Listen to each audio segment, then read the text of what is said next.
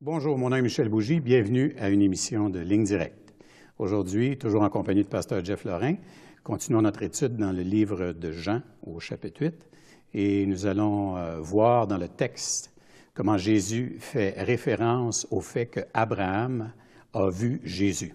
Alors, restez avec nous.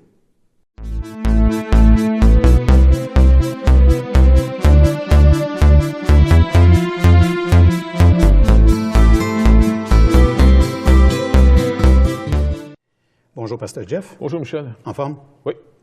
C'est toujours relatif un peu, mais ça va quand même assez bien. La forme prend plusieurs formes, mais... C'est ça. Alors, je vais te demander de prier pour nos autorités. Seigneur, merci de bénir par Jésus-Christ notre Seigneur, nos autorités civiles, Seigneur Dieu, autant aussi nos tribunaux dans le pays, la communauté des hommes et des femmes d'affaires. Seigneur Dieu, afin qu'on mène une vie paisible et tranquille en toute piété devant toi. Donc, mets des bons conseillers, que ta crainte saisisse le pays, Seigneur Dieu. Cette crainte de l'Éternel qui est le commencement de la sagesse. Que cette crainte, Seigneur Dieu, qui nous saisit, nous amène de plus en plus à aimer qui tu es et toute parole que tu dis, qui est à l'origine d'un raisonnement saint. Viens à notre secours, s'il vous plaît, bénis notre pays. Tu en as la puissance, Seigneur Dieu. Non pas que tu es obligé, mais Seigneur, on parle d'un Dieu qui peut aussi nous manifester encore une fois sa grande bonté, son amour. Alors, s'il vous plaît, merci de glorifier le nom de Jésus dans cette émission et donne-nous de comprendre les Écritures. S'il vous plaît, Père, parle-nous par cette parole, dans le précieux nom de Jésus. Amen. Amen. Et oui, tu fais bien de nous rappeler que c'est toujours une grâce de recevoir de Dieu. Oui. Jamais un dû.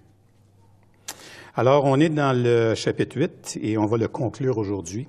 Alors, je vais faire la lecture du verset, à partir du verset 48 jusqu'au verset 59.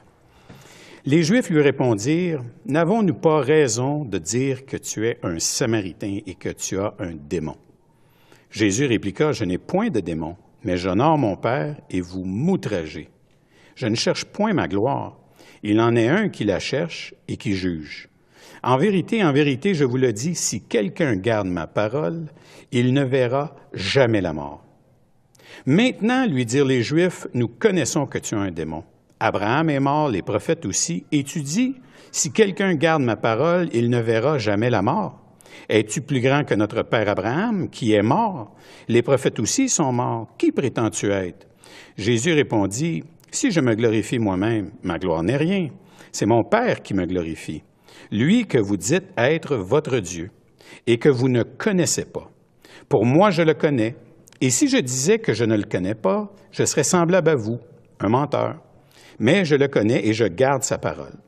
Abraham, votre père, a tressailli de joie de ce qu'il verrait mon jour, et il l'a vu et il s'est réjoui.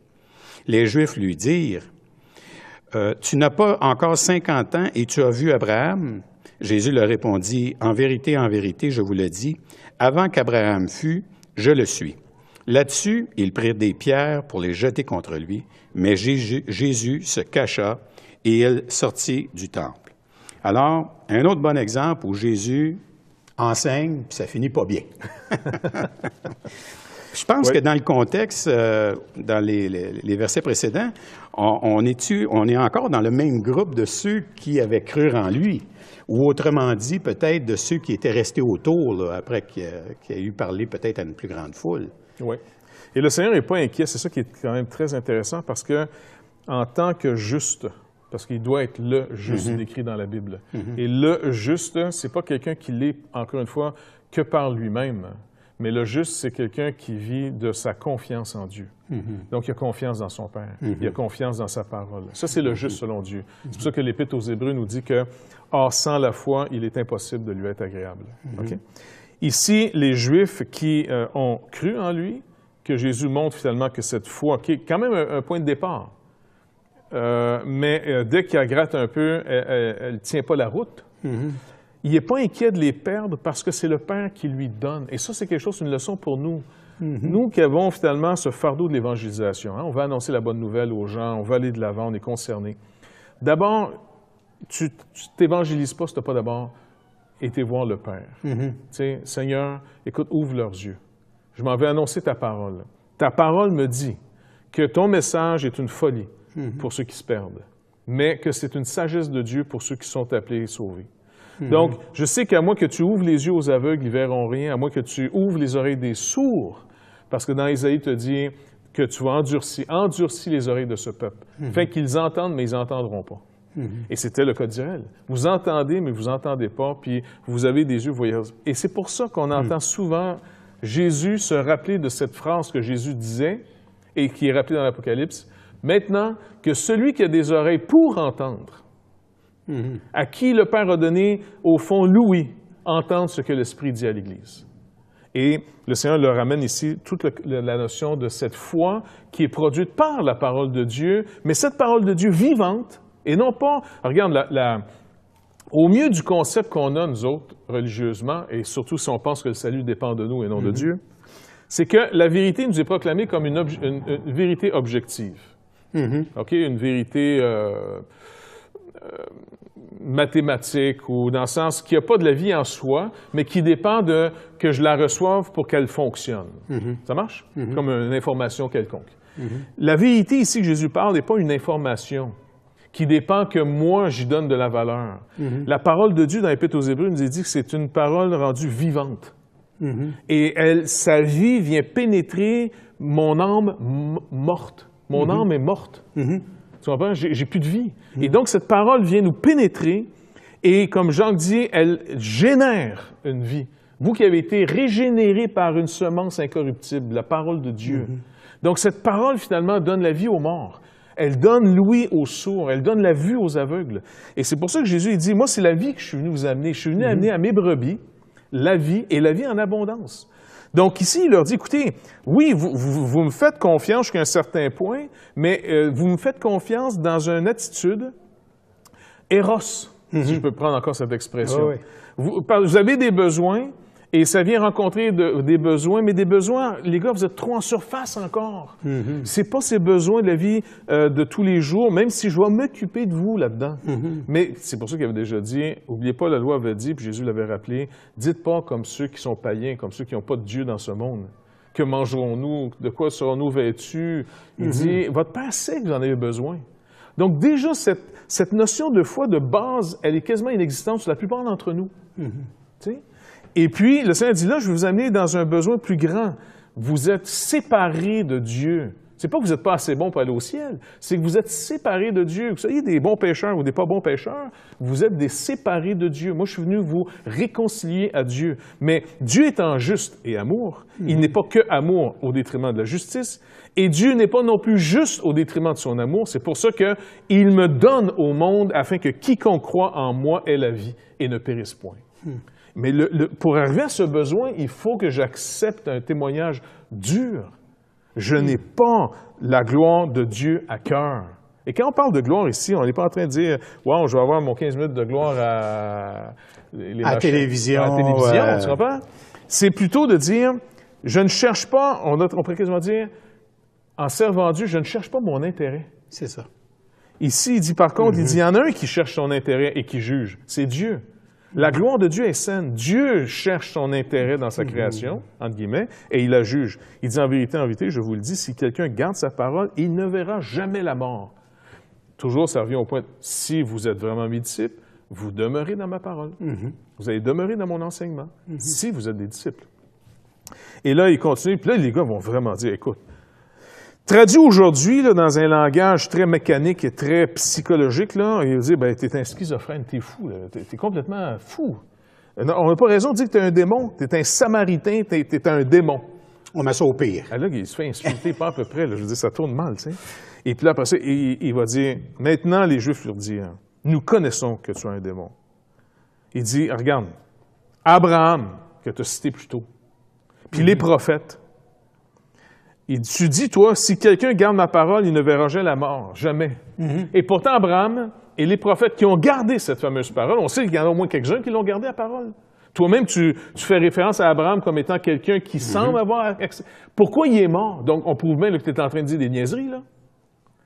Et là, le Seigneur continue en disant, il dit, écoutez, il dit, es-tu plus grand qu'Abraham, notre père? Les prophètes aussi sont morts. Qui prétends-tu être? Là, c'est comme on dit, écoute, ou tu es totalement fou, allié, blasphémateur, un vrai samaritain, ou bien tu es qui? Dis-moi, qu'est-ce qui justifie ce que tu es en train de dire?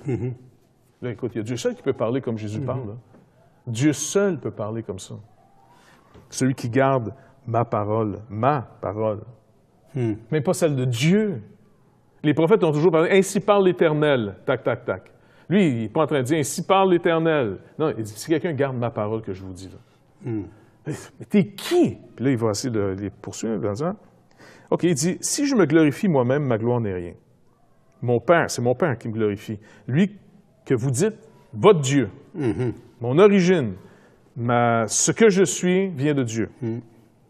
Et que vous ne connaissez pas, c'est assez clair, et vous ne le connaissez pas. Il dit, pour moi, je le connais. Il dit, en passant, si je dis que je ne connais pas Dieu, alors je suis comme vous, je suis un menteur. Vous êtes menteur, vous le connaissez, c'est pas vrai, vous le connaissez. Moi, je le connais. Là, c'est fort, là. Il dit, Abraham, votre père, a tressailli de joie de ce qu'il verrait mon jour. Et il l'a vu. Et il s'en est réjoui. Fait que là, les gars sont... Attends, il t'a vu. Écoute, ça fait des milliers d'années qu'il est mort, le gars. Tu m'as entendu? Tu t'as vu Abraham?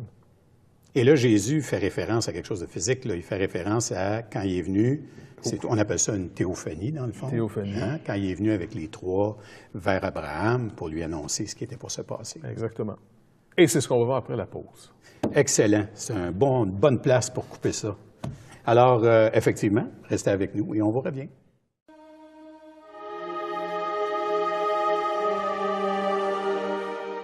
Toutchrétien.tv va être une ouverture, un outil qui va nous dépasser.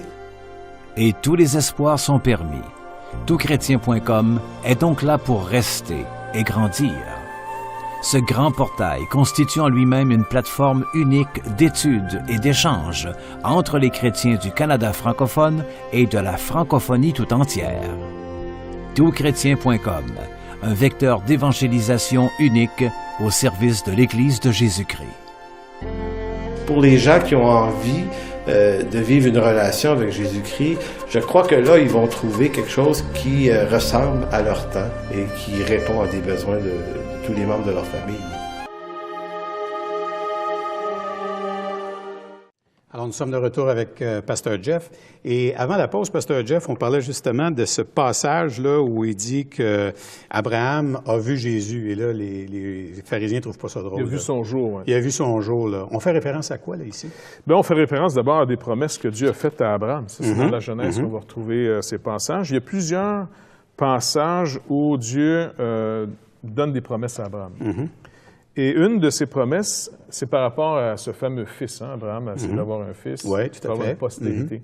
Et la foi d'Abraham, c'est que de cette postérité va sortir celui qui doit bénir toutes les nations du monde. Toutes les nations du monde, toutes les familles du monde vont être bénies dans cette postérité. Okay? Donc, un des premiers passages, c'était Genèse 12, de quitter son père, dans le sens sa nation. Je vais essayer de trouver ça rapidement ici. Puis je veux juste rappeler à nos auditeurs, pendant que tu cherches, là, que quand Jésus fait référence à Abraham et il bâtit tout son argumentaire, juste pour rappeler qu'il remonte à la Genèse. Oui. Depuis la Genèse. Christ est le centre de toute cette histoire. Exactement. En passant, Christ, c'est vraiment le centre de toutes les Écritures. C'est vraiment, on pourrait dire, le livre de Jésus-Christ, la postérité de Jésus-Christ. Donc, c'est vraiment important qu'on... Et quand le premier passage, Dieu dit à Abraham, avant qu'il change son nom à Abraham, Abraham, va-t'en de ton pays, de ta patrie, de la maison de ton père, dans le pays que je te montrerai. Je ferai de toi une grande nation et je te bénirai. Je rendrai ton nom grand et tu seras une source de bénédiction. Je bénirai ceux qui te béniront et je maudirai ceux qui te maudiront.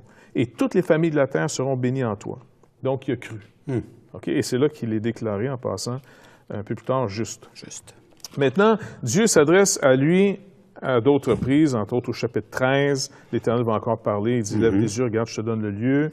Et c'est surtout en fonction de cette postérité qu'il n'arrive pas à avoir. Okay? Sa femme est stérile. Et lorsqu'il a finalement... un fils, mais par la servante de sa femme, qui était Agar, l'Égyptienne.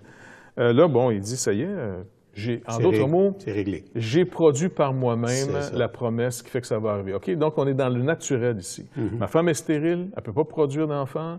Donc, j'ai une femme ici, avec l'accord de ma femme, c'est légal. voici, je vais produire un enfant qui va être la promesse. Et c'est ce que Jésus essaie de leur montrer en disant, non, Abraham, là, il s'est laissé instruire pour aller au-delà du naturel. Vous voulez m'amener dans votre naturel. OK? Donc, il dit, Abraham, donc, il dit quand est-ce qu'il s'est réjoui puis qu'il a vu ce jour? Quel jour? Le jour que Dieu va intervenir. Le jour que Dieu va intervenir lui-même pour que ça arrive, ses promesses. Pas Abraham, arrange-toi pour en avoir un enfant. Et Abraham ne peut pas en avoir sa femme. Ça fait que là, on revient ici, c'est au chapitre 17. On va mieux comprendre où Jésus va en venir dans ce qu'il leur dit par rapport à la joie qu'Abraham a eue quand Dieu a donné le même message à Abraham que Jésus donne aux Juifs. C'est moi, les gars, ce que je promets, je l'accomplis, mais vous ne voulez pas me croire. Abraham, par contre, lui, il l'a cru, contrairement à vous. Lui, il l'a cru, où est-ce que il était plus capable d'espérer. Fait que c'est sûr que je vous demande d'aller au-delà de ce que vous pouvez espérer, mais ça a toujours été ce que je vous ai demandé. Fait qu'il dit ici, Dieu dit à Abraham, on revient au chapitre 17 de la Genèse, verset 15, « Tu donneras plus à Saraï, ta femme, le nom de Saraï, mais son nom sera Sarah. Je la bénirai, et je te donnerai d'elle un fils. Je la bénirai, elle deviendra des nations, des rois de peuples sortiront d'elle. » Et là, à 90 ans, la madame. OK? Puis lui, là, il va taper son 100 ans. Oui. Ça fait un petit bout qu'il a eu sa ménopause. Tu comprends-tu? Tout à fait. Abraham tomba sur sa face. Il rit. Le gars est plus capable. Là, c'est comme plus fort que lui. Tu sais, il y a comme un temps où on peut, à notre foi, se raconter des histoires pour la soutenir. Se raconter des histoires. Puis... Mais il y a un temps où notre foi est plus capable d'être soutenue par les histoires qu'on se raconte. Là, on est rendu au bout. Là, on est au bout de ce que, selon la vue, selon le bon sens, on peut espérer. Là, tu sais, de ce que naturellement, ça peut produire. Naturellement, je dis. Il rit et il dit en son cœur, naîtra-t-il un fils à un homme de 100 ans? Oui, juste pour le Seigneur de mettre les choses claires. Il dit, mais pour ça, il dit dans son cœur. Le gars, il n'est pas assez fou pour dire, faire semblant, c'est un bon croyant. Oui, mais il est à terre, puis il rit en disant, écoute, mais c'est sympathique de voir un gars qui rit, tu sais. Il rit, et il dit en son cœur, naîtra-t-il un fils à un homme de 100 ans? Et Sarah, âgée de 90 ans, enfantera-t-elle? Et Abraham dit à Dieu, oh, qu'Ishmaël vive devant ta face. En d'autres mots, faisons pas des fous de nous-mêmes. C'est souvent, Seigneur, écoute, j'ai arrangé les affaires pour que ça marche. Je suis venu à ton secours, Dieu, par ma religion, par ma pratique, par ma manière légale d'y arriver à ce que tu me demandes. Dont est Dieu, le rendre domestique. Lui et sa loi. Lui et ses promesses. C'est comme, écoute, une chance qu'on est là, Seigneur, parce que tu n'es tellement pas raisonnable. Je dis, mais c'est pas grave, tu as des bonnes intentions, j'ai la raison, suis-moi. C'est ce qu'on dit 3/4 du temps. C'est pour ça que la plupart de nos églises meurent. C'est pour ça que la plupart des croyants s'éteignent. Ils sont devenus les pères de Dieu. Tout à fait. C'est tellement d'actualité. Juste pour faire remarquer à nos auditeurs comment, on est dans la Genèse, là. Ça parle aujourd'hui. Écoute, l'Église a dit, il n'y a rien de nouveau sous le soleil, on ne change pas. Dieu dit, certainement, Sarah, ta femme, t'enfantera un fils et tu l'appelleras du nom d'Isaac. Pourquoi Isaac? Parce que ça veut dire, c'est comique. On rit, réjouissons-nous. Ah ouais, rions en masse. Il faut l'appeler le petit comique. OK? Peut-être une manière un peu juste pour ceux qui pensent que Dieu, c'est toujours sérieux. Non, là, il dit pas de problème. On va lui donner... C'est très drôle. Viens, mon petit drôle. J'établirai mon alliance avec lui comme une alliance à perpétuité pour sa postérité après lui. Bien, à l'égard du jumelle, je le bénis. Donc, tu vois ici qu'Abraham, qu'est-ce qu'il fait? Bon, mais Paul nous rappelle que Abraham, ne considérant maintenant là, plus son corps qui est mort, plus capable d'enfanter, plus sa femme, tu sais, le gars, physiquement, il n'y croit plus. Ça ne veut pas dire qu'il n'est pas capable, mais physiquement, il n'y croit plus. Là. Mais c'est pas grave. Plutôt que d'écouter ses doutes et d'agir en fonction de ses doutes, il va accepter la parole de Dieu. Pourquoi vous ne recevez pas ma parole? Parce que vous n'êtes pas de Dieu. Celui qui est de Dieu écoute les paroles de Dieu. Il les reçoit, il les croit, il va les chérir comme des trésors, ces paroles. Mais pas vous, les gars. Je suis en train de vous montrer qu'il est votre Père. Donc, si vous acceptez mon témoignage que je vous dis, comme Abraham a accepté, Abraham était au bout, là. Comme vous êtes au bout, vous avez un choix maintenant. Est-ce que vous allez rire de vous-même en disant, écoute, c'est vraiment fou, là, mais à qui d'autre tu veux qu'on aille? Toi seul, les paroles de la vie éternelle. Les disciples l'ont dit quand ils étaient au bout de ce qu'ils pouvaient se raconter.